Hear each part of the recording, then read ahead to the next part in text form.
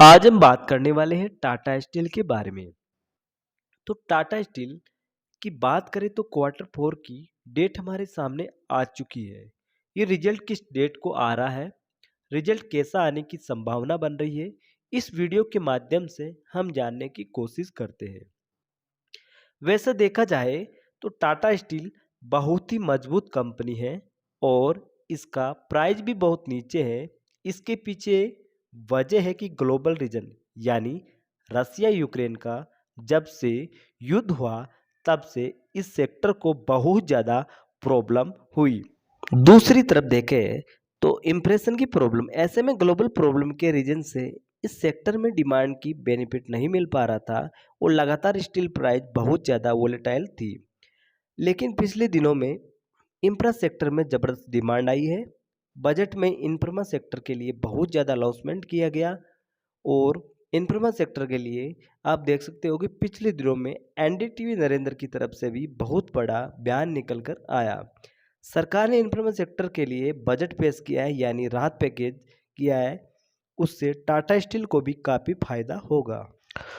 तो आप देख सकते हो कि टाटा स्टील अभी 107.50 पर ट्रेड कर रहा है और इस स्टॉक पर हम बार बार बाइंग कॉल इसलिए दे रहे हैं क्योंकि जैसे ये स्टॉक काफ़ी दिनों से रुक चुका है, लेकिन कुछ स्टॉक ऐसे होते हैं जो काफ़ी दिनों से रुका हुआ है, लेकिन अगर आपका नज़रिया लॉन्ग टाइम से है, लॉन्ग टाइम पर्पज से है, तो ये धीरे धीरे प्रॉफिट की ओर दिखेंगे। यानी आपको लॉन्ग टाइम पर्पज से बहुत अच्छा मोटा रकम बना के दे सकते हैं।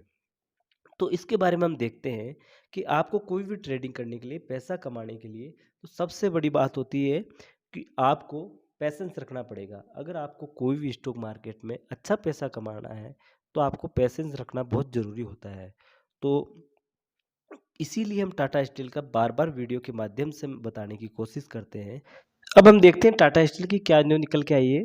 तो आप देख सकते हो कि सबसे पहली बात है कि टाटा स्टील के सीईओ ने कहा है कि सरकार के समर्थक के बिना ब्रिटेन में भविष्य नहीं देखे। मतलब उन्होंने बता दिया कि अगर सरकार राहत पैकेज नहीं देगी तो ब्रिटेन के अंदर टाटा स्टील अपनी कंपनी का बिजनेस नहीं चला पाएगी। और इसके अलावा आप देख सकते हो कि यूके में सबसे बड़ी स्टील वर्कर्स के मालिक भारत पर आधारित कंपनी टाटा स्टील अभी भी यूके सरकार के साथ अपनी डिकार्बोनाइजेशन योजनाओं के लिए वित्तीय सहायता के लिए बातचीत चल रही है। टाटा स्टील अपनी योजनाओं को पूरा करने के लिए यूके सरकार से 1.5 बिलियन की आवश्यकता थी, लेकिन ब्रिटेन सरकार द्वारा की गई जो कि प्रस्ताव इस वर्ष शुरुआत में अनुरोध राशि से अधिक। टाटा स्टील के सीईओ ने कहा है कि कंपनी बिना ब्रिटेन के समर्थक के भविष्य में कंपनी नहीं चला पाएगी।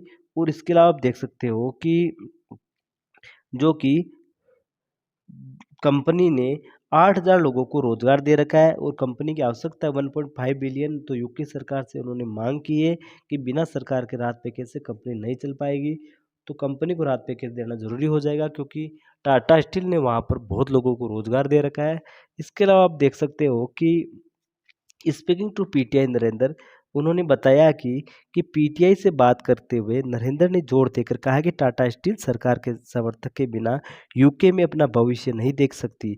उन्होंने बिल्कुल क्लियर कर दिया कि कंपनी को डिकार्बोनाइजेशन योजना की इसकी दीर्घकालीन स्थिरता के लिए महत्वपूर्ण और इन लक्ष्यों को प्राप्त करने में मदद के लिए उसे वित्तीय पैकेज यानी राहत पैकेज टाटा स्टील को देना पड़ेगा, तभी टाटा स्टील यहाँ पर कंपनी चला पाएगी।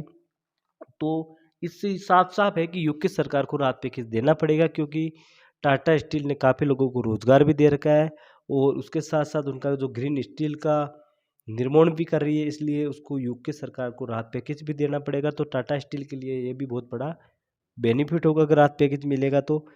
और इसके अलावा देख सकते हो कि आप कि यहाँ पर वार्ता के परिणाम में टाटा स्टील की व्यापक जो कि यूके अर्थव्यवस्था दोनों के लिए महत्वपूर्ण होंगे, जैसे कि कंपनी एक प्रमुख नियोक्ता है और देश की जीडीपी में महत्वपूर्ण योगदान देती है और संतोषजनक समझौता पर पहुंचने के लिए विफलता उद्योग और अर्थव्यवस्था के लिए समग्र रूप से महत्वपूर्ण प्रभाव डाल सकती है।